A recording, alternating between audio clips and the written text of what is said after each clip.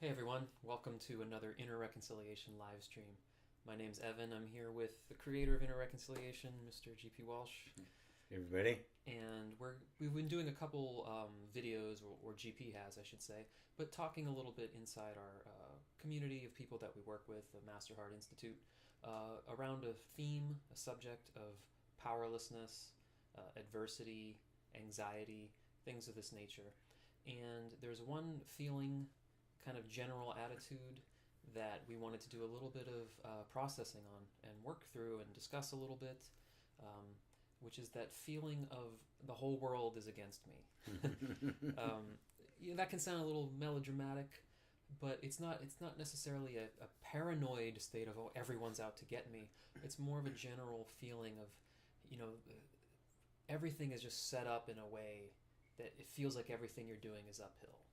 Everything's kind of not supporting you. You're kind of fighting through to try to get a gig, try to get health insurance, try to manage your time, try to keep things together, and a sense that the things around you are not set up, or life itself is not working in a way that's really designed to make this kind of easy and help you out. It always feels like like you're pushing against it, and it can have this feeling like this is the dynamic of the world, like it's kind of working against you and you are pushing through. Even with the self-help personal development stuff, it's all like Absolutely. trying to give yourself trying to just get a break Yeah. by doing enough inner work or pushing through enough activity and working hard enough to kind of break through this constant feeling of some type of barrier, some type of something. So you want to give a little context around this? Yeah, sometimes we really do run into adversity in our lives. I mean, it's not like it's made up, right? I mean, sometimes the conditions just seem to compile against us, and you run out of moves. There's nothing you can do about it. But the key and the whole reason I created Inner Reconciliation is there always is some place within us where there can be a sense of power, a sense of peace, a sense of presence. And that kind of power isn't the power that controls circumstances. Because there's so many circumstances in our life that really are out of our control. I mean, look at the fires that just burned in California. I mean, it went so fast. I have a very, very dear friend of mine. Within minutes, his entire home and office burned to the ground. He barely got out alive. Jeez. Just like that. And you kind of go, oh, did I manifest that? Was I focusing on having everything I own lost? Of course not. And sometimes those kinds of teachings about the law of attraction can actually kind of dilute it, and they just don't really get to the point. We are living in a world as a living being in which things are, there's the stuff that's going on of life, there's the laws of life, there's the rules of life, and then there's us in it that are kind of carving out our space. We're adapting to it. We're making what we can happen in the moment. And the most powerful place to come from that, for that, in that world, isn't like I got it all down and I'm gonna visualize till my head explodes. I've got I got the power. I got everything. I've got political clout. The real power is a sense of confidence in your own inner resources. That while you cannot control circumstances, what if, when life threw something at you that you weren't expecting, that you discovered within yourself, right in that moment, some kind of new creative energy, some new kind of creative power, something you didn't know you had before. And to such a degree that if it happened enough, you'd actually look forward to it. You'd actually think, every time something would happen, you go, wow, okay, it's not going the way I want. I'm going to reach deeper. I'm going to dig in deeper, and I'm going to discover new things. And that doesn't mean life is inevitably, just, just one curveball after another. I'm digging deeper and deeper. I mean, there's times where it just kind of, the seas just, they smooth out, and it's really smooth sailing. And sometimes the Red Sea parts, right? And everything just lines up perfectly. The only mistake we make is we think that one or the other is here forever. When you're in the middle of it and it's horrible, it's like, it's never going to end, the world's against me, nothing's ever going to work ever again. And then when it's really going, it's like, it feels as if, oh, this is never going to, I finally made it. I'm manifesting the life that's never ever going to change, and then life changes, right? right at that moment. So understanding that life is not going to obey our rules, right? It's not going to show up, because the way we want it to. It's always going to be fluctuating. For every up, there's going to be a down. But none of that need touch you. And that's what really means to claim your power in adversity, which is the class that we're going to be doing tomorrow. And it'll be available for replays ever after. That's where the power is. It's not a special power. It's not a special gift. It's not something that comes from on high. It's not a little esoteric magic mantra or potion or something like that. It's simply a coming to terms with your own inner world, your own feelings, so that you're capable of being present with yourself and with what's going on inside, no matter what's happening out here. There is no bigger, more powerful position that you could be in. So we do have some people here live. Wow. So, hi. Yeah. We weren't quite sure we'd get an audience.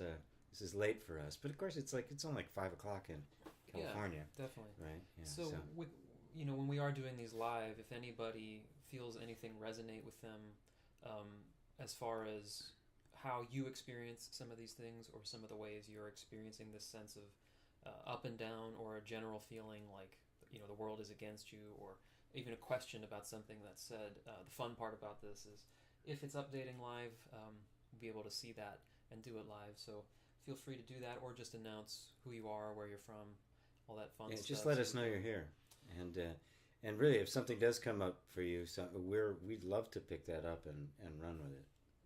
And so to kind of bring it back to that now, since we're sort of isolating this sense of, even when, I think everybody can relate to some things going up and down, and you have your good moments and your moments where you feel like everything's kind of flowing right, and things where it does feel all uphill. But I think I've encountered a lot, and certainly felt this way a lot myself, that the general underlying feeling is that it's kind of uphill, and that even when things start going great, you're kind of looking for that other shoe to drop. Yep. So I think we're going to point our attention to that. Let's kind of invite up to see.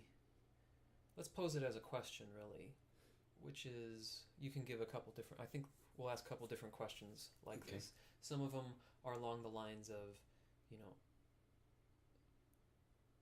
are you supported in what you do? Is the world in your favor? Is where you live, what you do, something you feel just kind of on a feeling level? Like you wake up in the morning, are you fighting against something? Does it feel like you're fighting against anything, right? And depending on your background, where you are, it could be a legitimate sense of fighting against a certain political system, your own family, your own living situation, right? But we're pointing our attention to different questions, different ways of looking at kind of what's your underlying feeling about this whole undertaking of living, really living the way you want to live, doing whatever your goals are, whatever your job is, whatever your intentions are on all areas of life. Does your general underlying sense feel like it's something that you even have a say in? Right. Does it feel like something that and actually on a feeling level, do you actually feel like it's resistant? Does that make sense? Like I sometimes actually just feel it all around me, like almost like a collapsing type thing. Like, man, nothing. Not only are things not necessarily easy, but it's almost this sense of like adversity that you can't pinpoint to. Can't pinpoint to. It's a specific person. Maybe some of you can, but it can be just a general sense of. Wow. Yeah, and actually, when it's a general sense is when it's more powerful and more pervasive.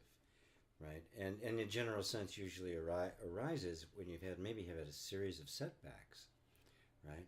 And it can come up as just a feeling of resistance. It can up like feeling like everything's really hard. It can feel like you're isolated. It can feel like you've lost the enthusiasm for life and for what you do.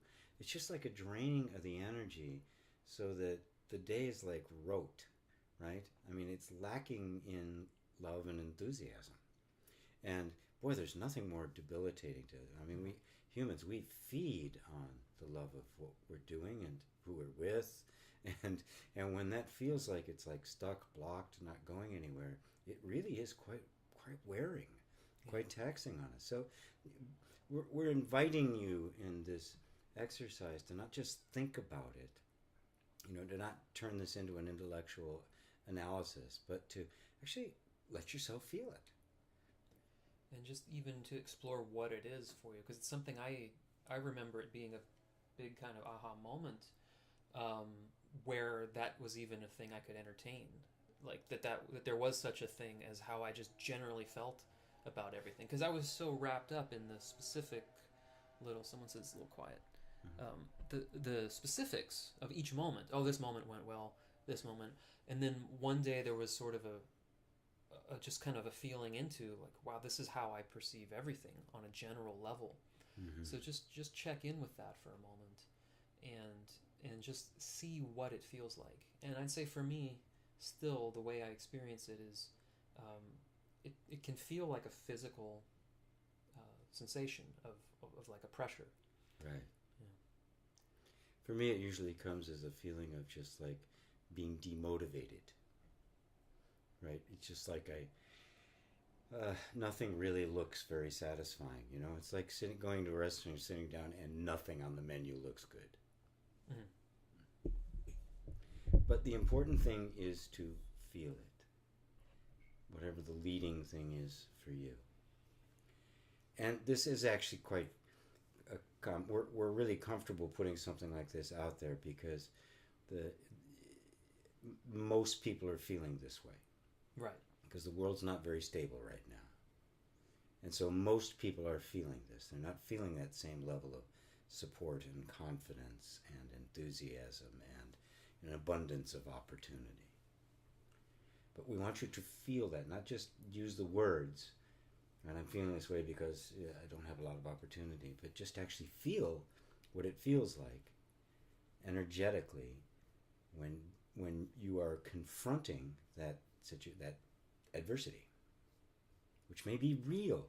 We're not trying to deny the circumstance. Right. That doesn't work.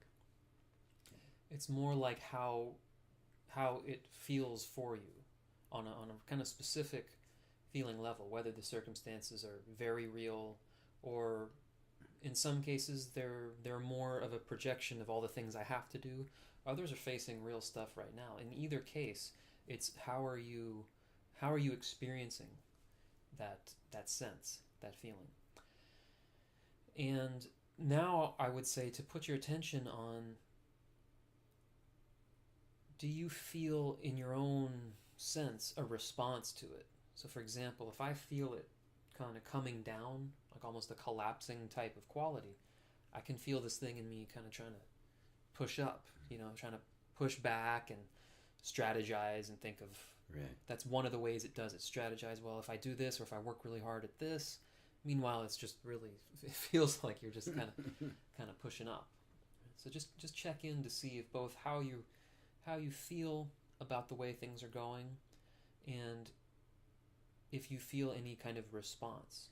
Yes. So any kind of dynamic of any sense, whether it's kind of push-pull or a tug-of-war, or maybe they both feel like they're moving in the same direction, which would be fantastic. It's very important in this kind of inner work that you notice all of the things that are happening. Because when a feeling comes up, especially one of like, this is so hard, immediately our habit patterns are to try to find some solution to it, which kind of puts us in this cycle. We don't want you doing that right now. Don't go immediately into We're not trying to motivate you to kind of give you some extra juice to, to push through to the next level. We really want you to pay attention to the entire dynamic that is happening within you. Because if it in fact had been effective, if the strategy that gets triggered had been effective, you wouldn't be in this position. So it isn't effective. It's habitual. So just notice the way you normally would want to respond to that, but just don't follow it. Just stay in the middle and watch both of these. Watch this play of energy within yourself.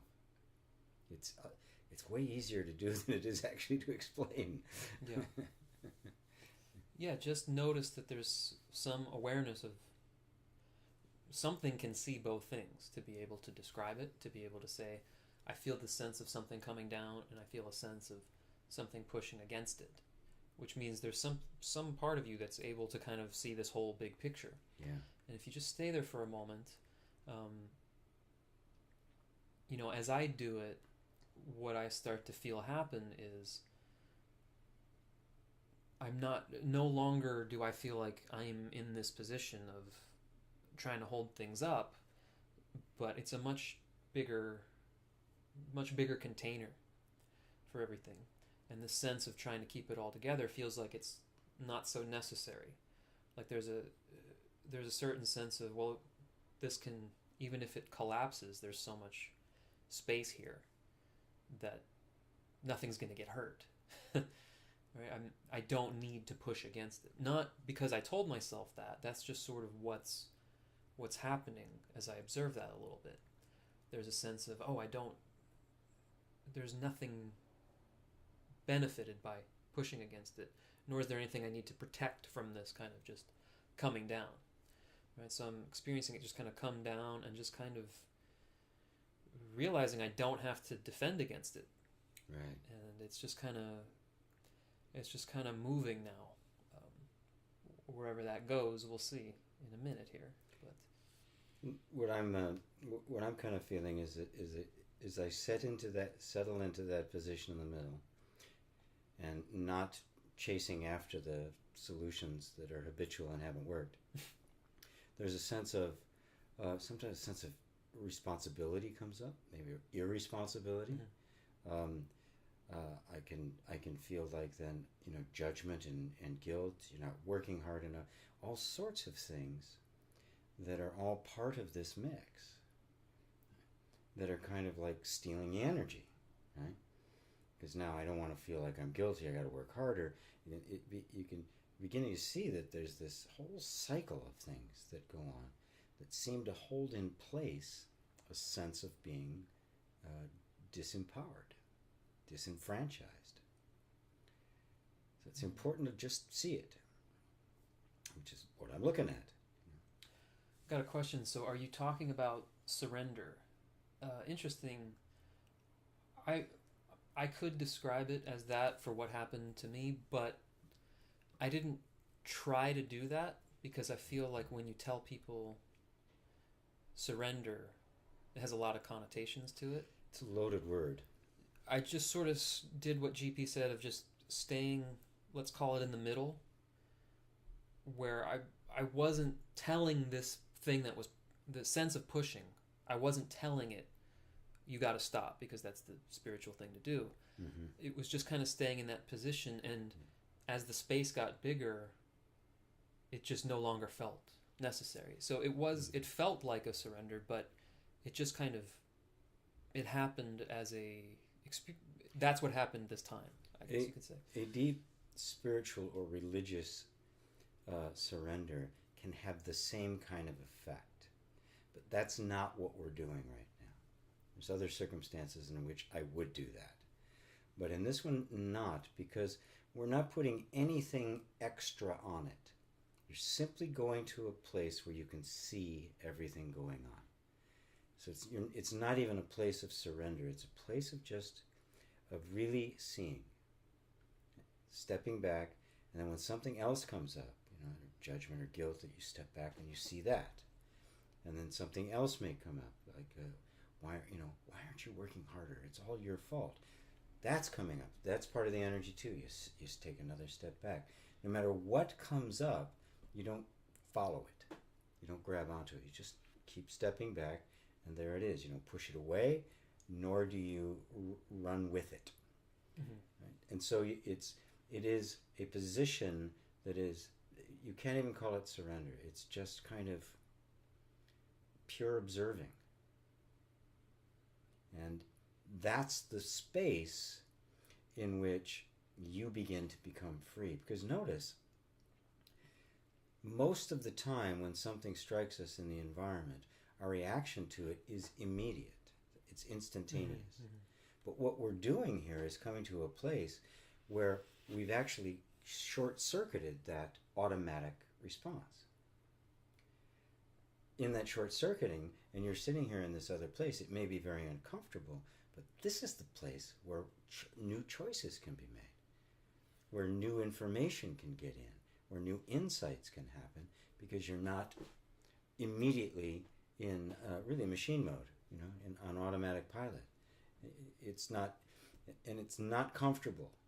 we totally get that, right? I mean, the impulse to do something is extremely strong in us human beings. But when there isn't anything you can really do, or at least you don't know exactly what to do, to simply try to do something fails every single time. And that's what we want to address. We don't want to fail anymore. We don't need to fail anymore. You do have the resources, and what we're trying to do is bring you to the place where those resources live.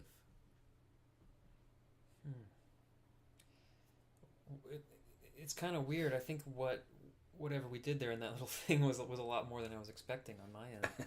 I think I was really holding a lot more weight than I realized, because I'm really like almost spacing out here trying to listen to you. In a good way, though.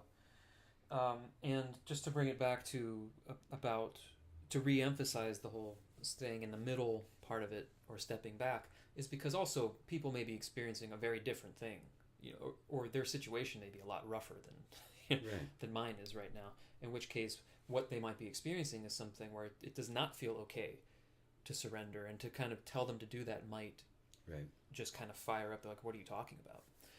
So if that, you could step back and the impulse to fight gets 10 times stronger. And we don't, in this kind of method, we don't judge that. It's whatever the response is valid, and you kind of explore the response. And the reality of surrender is it's like forgiveness. You don't actually do it. It just kind of happens. It's something that happens spontaneously as your true seeing from this position of seeing becomes deeper. The more deep that becomes, the more you are willing to really just let go of and trust, and that is what's called surrender. And that just happens. So it's not a decision you have to make. So really just, this is way simpler. There really is no name for it. It's way simpler than it even sounds. You're just constantly noticing that whatever happens, you're seeing it. And in the act of seeing it, you get the choice as to whether you're going to follow it or not, or just stay here and watch. That's a very powerful position to be in, albeit a very unusual one, because we're not used to it. And so it can also be very uncomfortable, because the natural human inclination, when it's being pressured and when it's facing some kind of adversity or difficulty, is to do something. That's the natural impulse. And so to not do that is what really opens the door to some deep inner insights. It's funny he said he asked that because he joined late, but that was such a useful question. Yeah. It kind of really opened the door to clarify that a lot more, even for me, as you were saying it. Because Yeah, it's true, because that word does get thrown around a lot. I only use it in very specific circumstances. I have a very specific meaning for that word. So this isn't that. And I think the last one of these we did, and I wanted to bring this up as I was thinking about it, somebody commented, well, that exercise just kind of made me feel a lot of anxiousness, and these exercises might do that. This isn't like a symptomatic type of exercise necessarily. There's some things specifically designed, like maybe there's things like EFT where you can do something specifically to just bring that reaction down. But in this case, you're inviting it up to see what's there, because this is kind of, if you feel a sense of like, oh my God, or pressure or something, it's not that this exercise really made that appear as much as it brought up the fact that it's always going on. Right. And it can be quite stunning, actually. I'm still knocked out at times, even like the one we just did, to realize, wow, that that sense of resistance I felt when I was just doing that I described sort of like, oh, it's a sense of pushing, was actually pretty strong. And now that it's kind of relaxed a bit, I feel different than I've had in a while, because that means that I just got really used to that. That's been probably going on for who knows how long. Yes. And just inviting it up, it wasn't fun. It's not a fun feeling. I wasn't describing, no. Oh, I'm floating on clouds or anything like that. But that's been there. You know, that's I've been walking around with that. Yes. Yeah, that's what we don't realize. We really are walking around with this energy. But we have created modes of behavior that keep that feeling suppressed, to keep it under the surface. And we think that that's the point. If I keep that feeling under the surface, that everything's okay. The actual point is to release that energy, so that the system can discharge it, because it's got some origin to it that is significant, and it probably originated at a time when that was the only available thing you could do would be to suppress that energy. Mm-hmm. If you're young or something, you don't have a lot of power, right? You really don't have power. You really are vulnerable. So there isn't much you can do except not feel it. And to not feel it then becomes very important. And your nervous system dutifully creates behaviors to keep you from feeling it. Well, you're not little anymore. Mm. You don't have to keep it there anymore. You now have the strength and some maturity and some experience to be able to now process the stuff you couldn't process before and totally discharge it from the system. So you don't have to carry it around at all. And that's what this is really all about. And this is how you do it. You have to go to this place where you let this stuff happen. And if you get to if you're doing an exercise like this and you get to a point and you have to stop doing it, you got an appointment or something you have to do, and you're in a feeling of anxiousness, just very kindly ask the system to keep it down. You need to do something. It knows how to do that for sure. It's been doing it. And say, but just make sure that you're clear that you're going to come back to it. Because if there's an anxiety there, if there's something under the surface, it's there for a reason, and something inside of you needs to speak its mind, needs to speak its truth, so it can release this and be free. That's what freedom is. So you can actually feel the power and not just believe in it. So Edward has a question. How do you stay committed to a certain desire that's been there your entire life and you can't really get rid of it, but the lack of it only brings suffering? How can one stop this conflict where all of your system is desiring that, and then all of that resistance that it creates very unhealthy symptoms for the mind and body?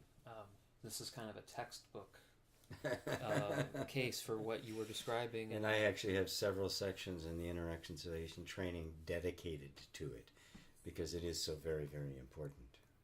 Yeah. So let's plug that into the same kind of exercise. Yeah. Really, which would be when a desire for something is very strong, it's much harder to position yourself in the middle, right, where you're not taking a side, because the obvious side that you're on is, and the way we perceive it is, here's me, I want this thing really badly, mm-hmm, and there's this resistance, yes, that is whatever we call it, blocks, unconscious something, self-sabotage. I mean, the list goes on and negative beliefs, all these things. I'm this, and there's this thing, and I'm trying to either get rid of this or get rid of my desire because this dynamic sucks. It's not fun to want this thing and then meet this resistance each time. So, as best you can, and this is the same exercise, just kind of plugged into a different subject, more or less. See if you can observe this push and pull that's happening, because you can't deny that that's there. Right. And I'll give you a hint. You can't get rid of either. Right. Neither one of them's going away. Which is not hopeless. That can sound hopeless. It can sound like, no, right. The rest of my forever. No, it's not like that. See if you can step back and not be rooting for either one of these. Just as best you can. Just see this as kind of energy moving in one direction and energy moving in another direction. And if you can't connect to that at all, just connect to your body, because this isn't going away. This won't be hard to tap into. No. Take a deep breath or two. Focus on just the physical sensation of sitting here. Good. So by stepping back, we don't mean you're trying to not feel these emotions. So that kind of would be it would be inauthentic if we were describing step back as like some trick to stop feelings. But yeah, that's right. By step back, you may find that you actually feel both of them more strongly. But stepping back means like your attention is still on this dynamic that's taking place. So you're still very much feeling it. We're not distracting it by saying, oh, let's look over here, or do like a transcendence kind of thing where we try to focus on something beyond it. We're actually looking at both of these energies, however you experience it, or this conflict, this opposing feeling. And you're still going to very much feel it. But instead of, I'm here trying to do this, and there's this thing pushing against me, you're kind of seeing if you can step back, just connect to your body, connect to your sense of awareness, observation, that you are observing a desire, something moving one way, and there's a sense of resistance. So that's what we mean by stepping back. And notice that there is, between both of these energies, a natural conflict. And I can describe it very simply. On one side is the natural, deeply human desire to grow and expand. And on the other side is the deeply human need to remain safe and stable. Yes. And a big desire inevitably leads to a destabilization and a major change, because you can't get something really brand new and big in your life without it totally affecting your life. Sometimes huge, a pay raise, somebody getting a big pay raise, a big promotion at work. I mean, it could mean moving to a different community, or having to move to a different city, which means kids going out of, being pulled into school, different friends, the people who used to work with you are now subordinate to you. You realize the entire environment changes, and there's a part of you that doesn't want that to happen. That's its nature. Its nature is to keep you safe. So if you can step back and see that you have two very natural energies within you, and you've just been so seeing this energy as being fighting you. Right. It's been your enemy, right? Because you want this so bad. So when we say stand back, it's like, oh, wait a minute, yeah, this desire is really big, but maybe this isn't my enemy. Right. It's definitely has a different point of view. It's got a very different point of view, but it only has your best interest at heart. It isn't trying to keep you from getting what you want. It's just not sure. Matter of fact, it's pretty convinced that it's not safe to do so. Right. Now that's a completely different way of looking at these two. Right? And it helps step out and realize that you're in the position of being kind of a creative negotiator in a very important, border skirmish right? These guys have been at war for a long time, and it's time to bring peace and reconciliation. That's why we call it inner reconciliation. I hope that clarifies it for you, makes it a little bit easier to stand into that position. We're not trying to trick it. We're not trying to make it be quiet. Matter of fact, exactly the opposite. We want to hear them all totally and fully without taking sides. And a lot can start to happen. It's not like you now have to do this intense negotiation or anything like that. We're just so used to being completely identified with one side of it. Usually the desire side. I want this, and the world is against it. That's kind of the theme of this, the feeling like the world is against you. I am the desire. I am the thing I want, and this, whatever it is a force that's against me. Right. And the more you do this, you see very clearly that that's not the case. The dynamic is very much there. But from this position, the two begin to, a bridge begins to get built. And, if you explore this further, you begin to discover ways that you're basically getting them on the same side. Yes. You're finding, a lot of times when we work with people on things like this with a big desire, they're perceiving it in a certain way, like it's all or nothing, like I need to get this big promotion, or right. If I achieve this goal, and this other thing is going, wait a minute, there's no way we can handle that, it's too much. Yeah. But then a lot of times it's simple questions like, would this, is the only way to bring that change in your life to have this full-time position in, right. And it goes, no, actually I could do all. That's a basic example, but it's basically whatever is so averse to this, right. They begin to, when you're not pushing so hard one agenda, they begin to kind of see where, I can move in this direction without my life falling apart.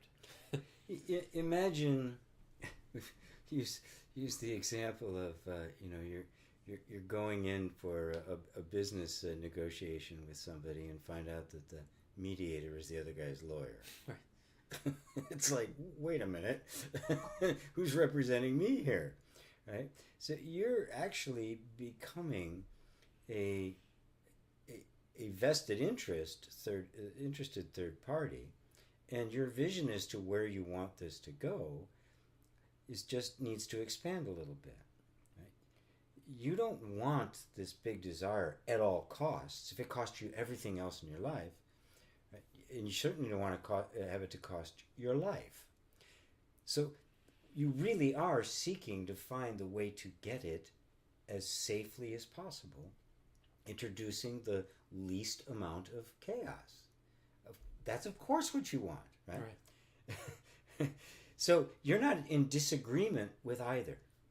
Now, how do you make them do this so that they both agree on how to take that next step? It'd be really fun to have you in a class sometime, so we could get you a sense of what this desire is and how it works, because it works really well with very specific things. And check out innerreconciliation.com. I put that in the chat. There's a totally free example that kind of guides you through working with. Right. GP actually has a little devil and angel on his shoulder, kind of showing you with a little bit more of like a guided approach of how you can. So check that out if that's intriguing to you. And thank you all for the questions and helping this go in a much kind of deeper direction than expected. Yes. So this is part of the theme of the class that's going on. Starts tomorrow, but if you're seeing this later and it's something you still want to check out, like I said, the replays are always available. I'm going to type a link in to where you can check out more information on that, and that'll be in the description under the video as well. And while I'm doing that, GP will say. And we'll do exercises like we did now, and I'll go a little bit more in depth, so you have a context, a conceptual framework for why it works the way it does, why I came up with this as a means of doing inner work, and why it's so effective. And it really is. It isn't complicated. You'll find it to be very intuitive. The way it works, and the experience is direct and instantaneous. I just want you to, what we've done so far, just check in to notice how different it feels. The energy has responded to this shift in perception that you're making. I mean, in some instances it may be a little bit more intense, but I think if you really probe in, you'll find that there's a bit of space around it, a bit of openness, that even the really most adamant, resistant feelings may have loosened up a little bit, as anybody would who is no longer being pressured, being pushed out, being pushed away. You know, how do you feel if, you know, somebody's got something they think is really important they want to tell you, and you keep going, go away, kid, you're bothering me. You know, you just keep blowing them off. I mean, you have something to say, and they keep blowing you off. What does that feel like? Right. Especially if it feels like it's really urgent. And that's really what's going on inside of us. It really is that significant. You know, these parts of us, when we come to understand them, they're very devoted to what they do. Yeah, that's for sure. And you know, the human being isn't made up of a you know, it's like one thing. There's many different piece parts, many different, and the energetic level as well as on the physical level. So we're going to go into that entire mechanism and really dismantle, completely deconstruct adversity until you see that adversity only exists in your mind. That no circumstance is adverse in and of itself. That is only the way we respond to it that makes it feel the way it does. And the more these inner energies are harmonizing, the more you find the resources that meet every adversity, to the point where you don't even think of them as adversities anymore. That you can really actually get to that point. It becomes, I'm just dealing with the nature, the up and down life. You're not expecting life to be any different than what it is. But inside, there's so much harmony. There's so much unity. There's so little conflict that there's nothing, almost nothing in between the arising of a desire within you and the fulfillment of that desire within your life. And all the crazy things that may still be going on, your just ability to navigate them is so much more efficient, and you're able to just sidestep things that would often just be chewing on your mind, that you can't stop thinking about how unfair they are.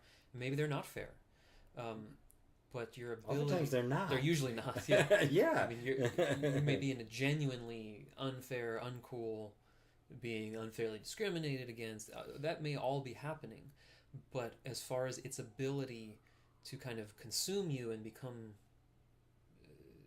that gives them so much power. Yeah. Because they are now kind of running your life in a certain way, where they may be acting a certain way, or things may be happening a certain way, but your ability to use the absolute minimum amount of your own energy and not have it, color your whole view of the world, and just be able to, the most efficiently as possible, get in and out of that and get more where you need to go. It just releases your creative impulses. When you're not reacting, you're not a robot. Right. When you're reacting, you're predictable. You're manipulatable. But if you're not reacting, if you're really present, if you're actually have the capacity to see and process things as they are, you're the powerful guy in the room. You're the one who isn't going to be pushed off center. So thanks for checking this out. That link is there, gpwalsh.com/power. Or if you're checking this out later, the link will be under the video. And depending on how YouTube does it these days, something on the screen possibly. We do things like this pretty spontaneously, so please subscribe to the channel if you want to get the thing that says we're live now, because we're not the best at scheduling it ahead. We tend to just jump on. It's not really a these... show yet. Yeah. With a time and everything. So thanks again. Yeah, and thank you all. I hope to see you soon in a class or at the Institute. Yes. See you soon.